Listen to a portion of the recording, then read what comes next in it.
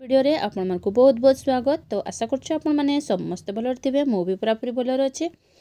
ताले एटा देखंतु हमर जनवरी मासर 4th वीक रो आलोच्य विषय ऊपर मु विवरण नै कि आछि। तो आपण माने चिंता करथिबे जे आज तो छुट्टी दिन किंतु काहे कि तथापि आमे बैठक रो विवरण लेखिबा कि बैठक रो माने बैठक को आयोजन करिबा काहे कि तो ताहा हुएनी काहे कि आमे जो सब्जेक्ट को हमको कवर करबा पई कुहाय छी हमको से सब्जेक्ट कवर करबा पई ही पड़िबो। जदि आपण एबे पर्यंत जे तांको मीटिंग करि नाहंती शनिवारिया मीटिंग तो किंतु आपण परे हेले भी ए सब्जेक्ट को पूरा कवर करि देबे काहे कि ना आमे अधा आलोचना करि कि ना अधा तो छाड़ी परबानी ना। तो पूराटा आपनको एहा करबा पई पड़िबो। एवं आ गोटे कथा आपण मने रखिबे जेबे भी आपनको जो ए परि भाबरे हमर बैठक सबु थाए जोपरि कि आमर आद्य शैशव बैठक VHND हो कि इम्यूनाइजेशन हो जोपरि आमर से सबरो डेट चेंज हुए नहीं आमर से सब डेट फिक्स अच्छी किंबा 12 फिक्स होइकी रही। तो से 12 रे निहाती आपन को करबा पई ही पड़िबो इम्यूनाइजेशन VHND सेही परि जो 12 रे आमर अछि जेपरि आमर हला आपन जीकेएस मीटिंग हला किंबा जांच कमिटी मातृ कमिटी मीटिंग तापरे हला आपनकर ECC डे रो पोषण रो तो ए सब आपन को करबा पई ही पड़िबो। हे पारे जदि मनकर किछि कारणवशत आपन से दिन करि पारि नाहंती किंतु आपन नेक्स्ट डे ताकू कवर निहाती कर देबे। एतकी मने रखिबा निहाती काहे कि से कार्य को आपन को करबा पई ही पड़िबो हैला एतिकी मने रखबे। तापरे हला चलुन ताहले आमे पूरा विवरणटा मु आपन को पढ़ी के सुनाई देबी। तो तागरु मोर आपन मान को रिक्वेस्ट जदि आपन माने मो चैनल रे फर्स्ट टाइम आछंती तो मो चैनल को निहाती सब्सक्राइब कर देबे बेल आइकन टा को जाकी देबे। तो ताहले एही परि भाबरे आपन जत्ते भी वीडियो सब मोर आपन को पाक को नोटिफिकेशन आसी जिवो। आ गोटे लाइक करबा पई बिल्कुल भी भूलबे नाही। सांग मान को शेयर करू नाहंती बोधे आपन माने सांग मान को भी शेयर निहाती कर देबे। जेहेतु एथर हमर बहुत नुआ अंगनवाड़ी दीदी माने जॉइन करछंती तो यह द्वारा तांको हेल्प भी हो जिवो। तो चलूँ ताहले स्टार्ट कर देबा। बैठकर विवरणी अधिवेशन नंबरटा दे देबे। अद्यता 27/1/2024 रिख दिबा 1 घटिका समय रे अंगनवाड़ी केन्द्र बड़भंडू ठारे ग्रामर समस्त किशोरी बालिका NM दीदी आशा दीदी SHG मेंबर माननकु नहीं अद्विका बैठक अनुष्ठित होइतला।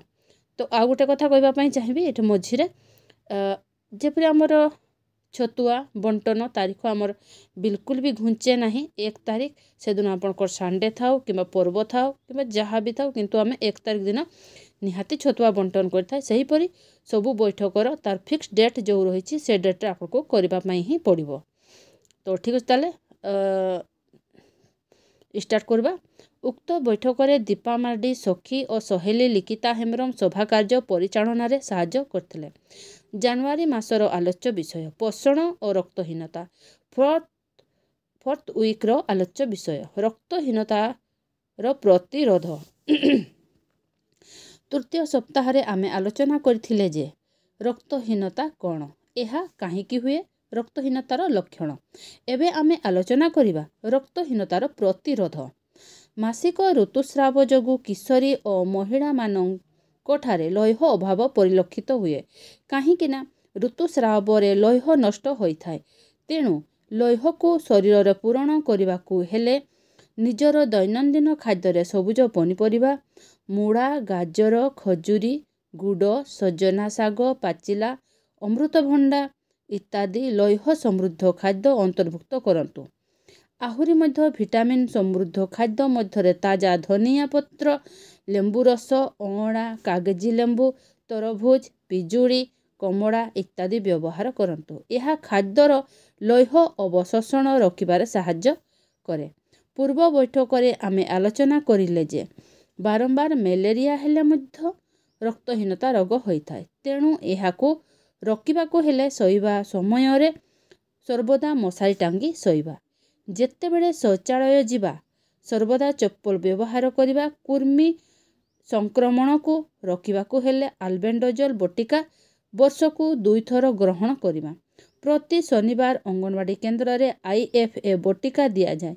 सप्ताह को गोटिए IFA बटिका खाइले यह शरीर को हेमोग्लोबिन तैयारी କରିବା ସହିତ ରକ୍ତହୀନତା ରୋକିବାରେ ସାହାଯ୍ୟ କରେ। IFA ବଟିକା ଗ୍ରହଣ କରିବା ପୂର୍ବରୁ ଖାଦ୍ୟ ଗ୍ରହଣ କରିବା, ନହେଲେ ବାନ୍ତି ଲାଗିବା ପରି ଅବସ୍ଥା ଏବଂ ପେଟରେ ଅସ୍ୱାଭାବିକତା ଅନୁଭବ କରିପାରନ୍ତି। ଯଦି କ୍ଳାନ୍ତ ଅନୁଭବ କରନ୍ତି, ନିଶ୍ୱାସ ପ୍ରଶ୍ୱାସ ନେବାରେ କଷ୍ଟ ଅନୁଭବ କଲେ ନିକଟସ୍ଥ ସ୍ୱାସ୍ଥ୍ୟ କେନ୍ଦ୍ରକୁ ଯାଇ ରକ୍ତହୀନତା ପରୀକ୍ଷା ଏବଂ ଚିକିତ୍ସା କରିବାକୁ ଡାକ୍ତରଙ୍କ ପରାମର୍ଶ ନିଅନ୍ତୁ। ଆଖିର ତଳପତା, ଜିଭ, ହାତ ପାପୁଲି ଓ ନଖ ପରୀକ୍ଷା କରି ରକ୍ତହୀନତାକୁ ଚିହ୍ନଟ କରାଯାଇପାରେ।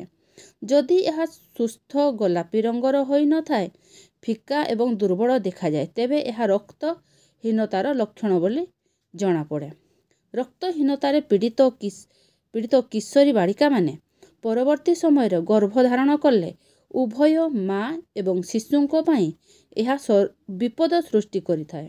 ଯଦି ରକ୍ତହୀନତା ଅବ୍ୟାହତ ରହେ ଏବଂ ଏହାର ଚିକିତ୍ସା କରାଯାଏ, ତେବେ ଏହା ଦ୍ୱାରା ପୀଡ଼ିତ ମା ଠାରୁ ଜନ୍ମ ହୋଇଥିବା ନବଜାତ ଶିଶୁଟି ମଧ୍ୟ ପ୍ରଭାବିତ ହୋଇଥାଏ। ତେଣୁ ଯଥାଶୀଘ୍ର ରକ୍ତହୀନତା ରୋଗର ଚିହ୍ନଟ କରି ଚିକିତ୍ସା କରିବା ଉଚିତ। ସମସ୍ତ କିଶୋରୀ ବାଳିକାମାନଙ୍କୁ IFA ବଟିକା ଦିଆଗଲା। ସଭା ଶେଷରେ ସମସ୍ତଙ୍କୁ ଧନ୍ୟବାଦ ଅର୍ପଣ କରି ସଭା ସାଙ୍ଗ କରାଗଲା। ତ ଏହିପରି ଥିଲା ମୋର ବୈଠକର ବିବରଣୀଟା ମୁଁ ନେଇକି ଆସିଛି। ଯଦି ଆପଣ ଏଥିରେ ବେଶୀ କିଛି ଏଡ଼୍ କରିବା ପାଇଁ ଚାହୁଁଛନ୍ତି ତ ଏଡ଼୍ କରିପାରନ୍ତି, କିଛି ପ୍ରୋବ୍ଲେମ୍ ନାହିଁ। ରହୁଛି, ଦେଖା ହେବ ନେକ୍ସଟ ଭିଡ଼ିଓରେ।